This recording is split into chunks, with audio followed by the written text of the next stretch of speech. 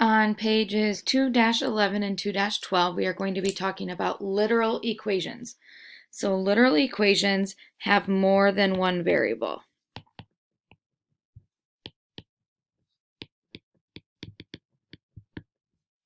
So usually we are used to solving an equation like the one down here on the left for x, where we have one variable and then numbers. A literal equation is like the one on the right, where it is all variables. Now there will be some numbers as well in some of them, but there doesn't have to be. There can just be numbers, or just variables, or variables and numbers. So our job is still going to be to solve the equation. So to remind ourselves of our steps, when we see 2x minus 5 equals 13, we know we need to add 5 to both sides to get 2x equals 18. Then we divide both sides by 2, and x equals 9. Then we can plug the 9 in where the x is and type it in and make sure we get 13, and we would. Now, I showed all my steps there because when you have a literal equation, you have to write down everything because you're not going to be able to come up with numbers. You're basically rearranging the equation. So this is in the exact same form, it's just we don't have any numbers, so you're not going to find an actual number for an answer. So to solve this one, first we need to add b to both sides, just like we added the 5 to get that to cancel out. Ax equals, you're going to work your way down and write exactly what it says. It says c plus b. So you just need to write c plus b. This is a times x, so to get rid of multiplication, we divide by a. You need to divide everything by a. So our final answer then is x equals c plus b all divided by a. And you want to use that fraction bar instead of a division sign. You technically could put c plus b in parentheses and then the division sign and an a, but it's just a lot easier to use the division bar. Now, just like I said over here, we would have plugged the 9 in for x to see if it was true. You can actually plug all of this in for x right here and make sure it works. So here's how that would look. A times c plus b over a minus b equals c. That's what we're checking. Does it actually equal c? Well, if you have an a over an a, those two cancel each other out. So c plus b minus b, does that equal c? Well, b minus b would go away, so yes, c equals c. So you still can check your work on these. It just takes a little bit more algebra than typing something into your calculator to make sure you get the right number. So we're going to go ahead and do all of the odd ones on this video, and then we'll do the even ones on a different video. So every time you do this problem, make sure you know which variable you're solving for. So we want to get the w by itself in number 1. This is the area for a rectangle, length times width. So every time ask yourself what's happening to the variable. Well, it's being multiplied by L. So to undo multiplication, we divide by L and divide by L. I'm going to use a cursive one so you can tell.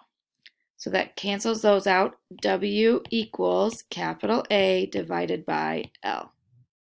And that's your answer.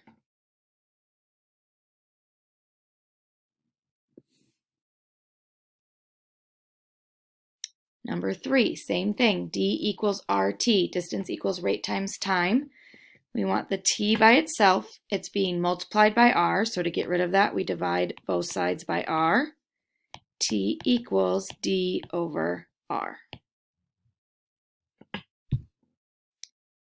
Again, if you wanted to check, you would do d equals r times d over r. So you're going to replace the t by what you just solved, and r, that's r, or d over r. So those D's cancel out and we do get D equals D. So you can check it even though it's not a number. Number 5, we want to get the H by itself. So you need to recognize when everything is all right next to each other, that means it's all being multiplied. Length times width times height. That's volume of a rectangular solid, so like a box. So you can actually divide by more than one thing at the same time. So we can get rid of both the L and the W at the same time. So H equals V over L W. So if you have all multiplication, you can get rid of all of that at the same time. You don't have to do it in separate steps. Number 7, to solve for C, we need to add S to both sides. So C equals M plus S. You're just rearranging the variables. Now on the back, we're going to have more than one step.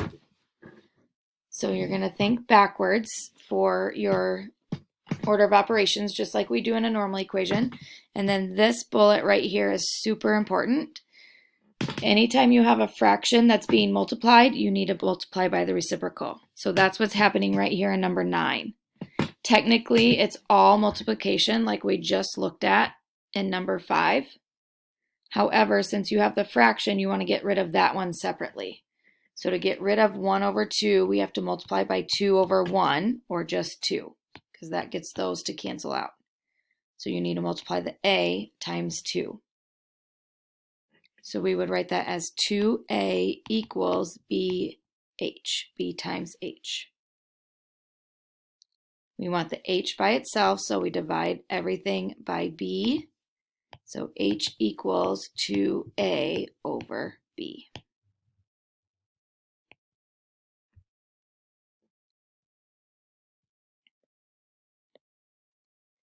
Number 11, this is almost the same.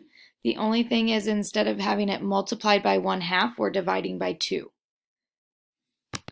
So you are actually going to multiply by 2 again for this one to get those to cancel out, but then you also have to multiply the K times 2. So 2K equals MV squared. Notice just the V is squared.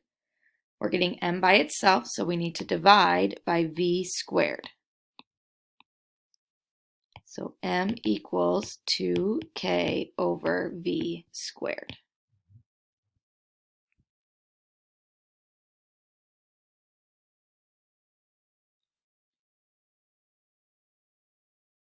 Number 13, you want to get this W by itself.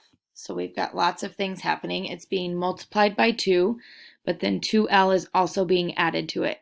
You need to get rid of the 2L first. Even though it looks very, very different, it's very similar to what we did right here. You have multiplication and you have addition and subtraction. So you get rid of the addition or subtraction first. So we need to move 2L over to the other side. Anytime you're moving something from one side to the other, it's addition or subtraction. So that becomes P minus 2L. Again, you just rewrite exactly what it says, is equal to 2W. So then to get W by itself, we divide everything by 2. Again, make sure that fraction bar goes over everything. So W equals P minus 2L all divided by 2.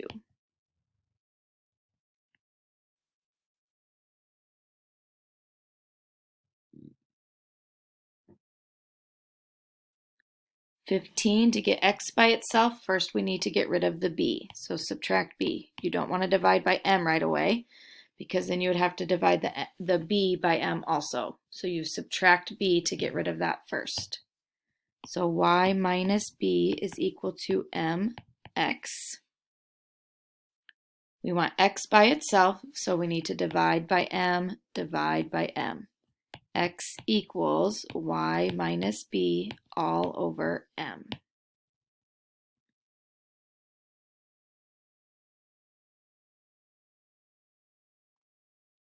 And finally 17. When you have parentheses, you need to get rid of the outside first. We don't distribute. So normally when you're solving, your first step is to distribute. We actually don't distribute for these. That will make it harder. So first you need to get rid of the outside part, which is 5 over 9. So we need to multiply by 9 over 5. That's what gets those to cancel out. So times 9 over 5 here also. So we like our numbers first. 9/5 C is equal to F minus 32. So again, the reason I don't have to multiply 9/5 times F and 32 is because it canceled out with the front part. So then to get F by itself, we add 32 to both sides. So F equals 9/5 C plus 32. Again, you're just rearranging your formulas to get a new one.